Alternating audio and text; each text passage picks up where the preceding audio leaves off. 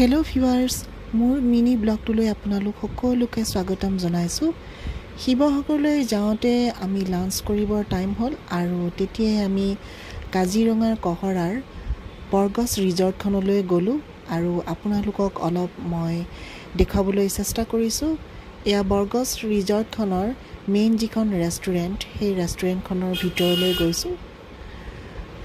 এই সোফাযোৰ গছৰ মূৰাৰে ডালেৰে বনোৱা আৰু এয়া ষ্টেয়াৰকেছ। আমি ওপৰলৈ উঠি গৈ এয়া ৰেষ্টুৰেণ্টখনৰ ভিতৰলৈ আমি সোমালোঁ। ধুনীয়া ৰিচেপশ্যন, অসমীয়া কলা সংস্কৃতিৰ সম্পূৰ্ণ আভাস পোৱা যায়। ইয়াত ফাৰ্নিচাৰবিলাক এয়া দেখিছে যে বাঁহেৰে নিৰ্মিত আৰু আমাৰ এই অসমীয়া শৰাইবোৰ ধুনীয়াকৈ সজোৱা আছে আৰু এইটো গছৰ এটা ডাঙৰ শিপাৰে সৈতে গছৰ গুৰিটো এখন টেবুল আকাৰত থৈছে আৰু ওপৰত ধুনীয়াকৈ গোলাপ ফুল পানীত পাত্ৰ এটা দি ৰাখিছে। সঁচাই বৰ ধুনীয়া। ৰিচেপশ্যনটো আপোনালোকে দেখিছে, এয়া ৰিচেপশ্যনিষ্ট, এওঁলোকৰ কাম কৰি আছে আৰু ভিতৰলৈ সোমাই গৈছোঁ। সোমাই যাওঁতে এখন কেট কাফে, ইয়াতে চাহ, স্নেক্স, কফি এইবিলাক পোৱা যায়।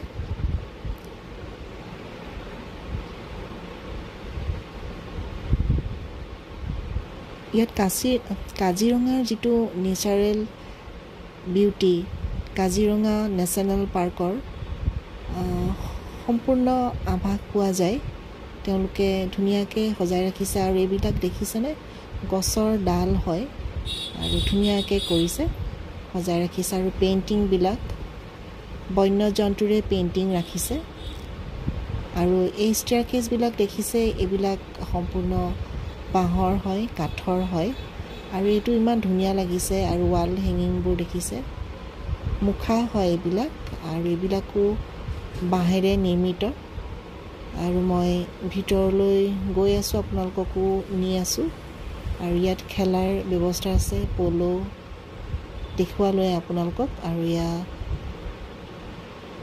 ৰেষ্টুৰেণ্টৰ ৰিচেপশ্যনৰ ল'ৰাকেইটা ভাল লাগিলে, তেওঁলোকৰ ব্যৱহাৰ। সিহঁতিও মোৰ লগতে ভিডিঅ'ত প'জ দিলে আৰু মেইন এয়া